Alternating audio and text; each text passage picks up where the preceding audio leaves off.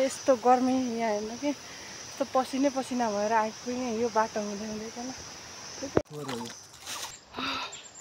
बाँदरले बसी खानु दिएन, डराउँदै डराउँदै यो सुन्दरजलको वनमा यति धेरै बाँदर छ कि खानेकुरा ल्याउँदाखेरि ठुलो ब्याग बोकेर आएर लिएर आउनु होला, नत्र भने सबै खोसेर खान्छ। यस्तो राम्रो रहेछ नि त, वाह तलतिर यस्तो जङ्गलमा नि यस्तो राम्रो, वाह यो हो नि त तरिका। आहा, यसमा फुलै फुल राखेर सजाएर टक्क केटाकेटीलाई यो जङ्गलको बिचमा टिकटक बनाउने ठाउँ बनाइदिए भगवान्, कस्तो हुन्थ्यो होला। गाइस यहाँ चाहिँ म चिकन र बफ सेकुवा खाँदैछु। Guys welcome back to my new video. I hope तपाईँहरू सन्चै हुनुहुन्छ होला, म पनि ठिक छु। अनि म चाहिँ सुन्दरी जल आइपुगेँ होइन। यो चाहिँ हो ड्याम, यहीँबाट चाहिँ मेलम्चीको पानी पास भएर हामी सबैलाई पानी बाँड्ने ठाउँ रहेछ। यहाँनिर चाहिँ म त यस्तो गर्मी यहाँ हेर्नु कि यस्तो पसिनै पसिना भएर आइपुग्ने यो बाटो हुँदै हुँदैछन्। त्यो चाहिँ एकदम फोहोर छ है, तर यहाँको पानी चाहिँ यस्तो पानी नै हामीले युज गर्दो रहेछौँ। तर मेलम्चीको चाहिँ एकदम सफा छ। सो अब जाउँ है त मासतिर के हुन्छ हेरौँ। अब चाहिँ यहाँबाट सुन्दरी माईको मन्दिरतर्फ लागेँ। बाँदरले बसी खानु दिएन, डराउँदै डराउँदै यो सुन्दरजलको वनमा यति धेरै बाँदर छ कि खानेकुरा ल्याउँदाखेरि ठुलो ब्याग बोकेर आएर लिएर आउनु होला, नत्र भने सबै खोसेर खान्छ। कस्तो धेरै तल रहेछ नि, यो तल खुल्लामा हुन्छ नि त फेरि माईको मन्दिर त। अनि हामी चाहिँ यहाँबाट सट्टै जान्छौँ गाइस होइन। अनि सरर घुमेर आउँछु। अनि आज चाहिँ मेरो के हो भन्दाखेरि एनिभर्सरी हो होइन। खुसी लागिरहेछ घुम्न पाउँदा। अनि यस्तो राम्रो रहेछ नि त, वाह तलतिर ब्रिज पनि खतरा यार।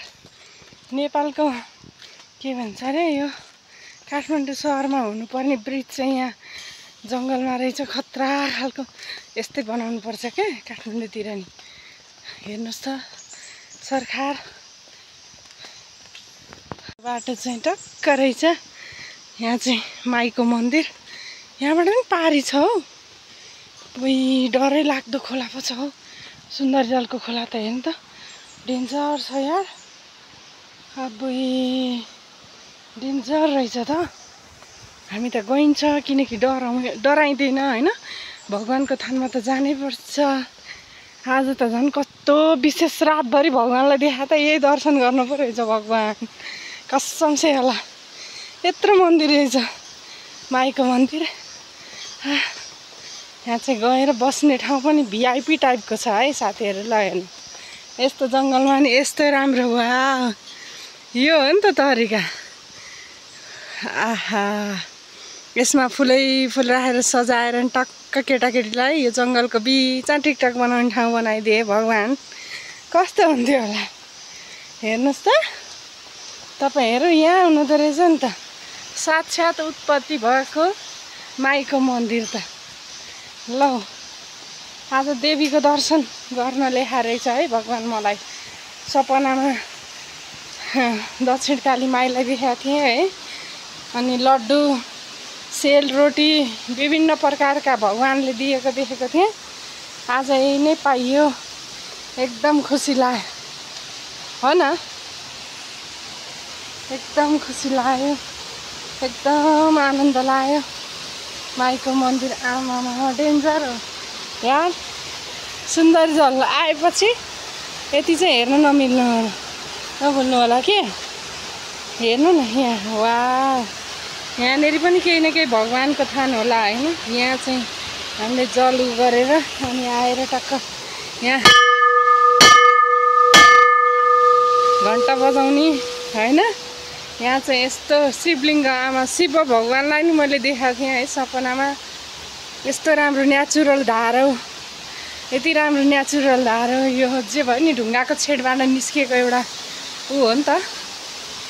वाउ यस्तो राम्रो सबै के भन्छ प्राकृतिक चिज भयो नि त यहाँ होम हवा आदि गर्ने ठाउँ रहेछ यति राम्रो ठाउँ रहेछ यहाँ सायद साधु सन्त पनि बस्नु हुन्छ होला कोही न कोही पुजारी लु है परमेश्वर माई भगवान रक्षा गर्नुहोस् मेरो सधैँभरि रक्षा गर्नुहोस् सुन्दरी जल माई भगवानको मन्दिर हो है साथीहरू तपाईहरू आउनुभयो भने सुन्दरी जलको माईलाई चाहिँ नभुल्नु होला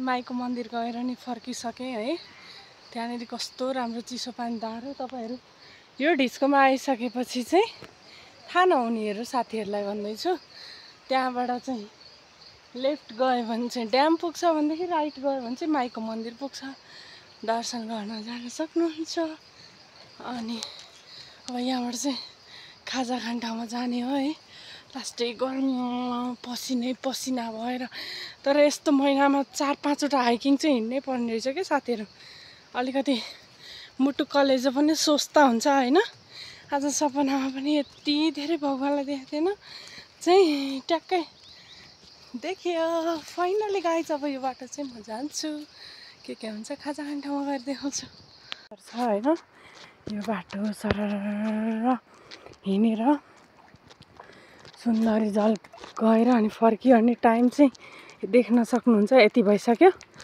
चाहिँ यहाँबाट फर्किँदैछु हो एक्लै केटी मान्छे होइन यो घना जङ्गलमा आज मेरो एनिभर्सरी हो तैपनि म एक्लै इन्जोय गरिरहेको कस्तो लाग्दैछ प्रतिक्रिया दिनु होला साथीहरू यो भिडियो हेरेर है तपाईहरुले त्यही हो त्यस ठाउँ चाहिँ मन पर्यो है जङ्गलको बाटो शीतल छ नि त यो भनेको अर्ग्यानिक हावा खान पाइन्छ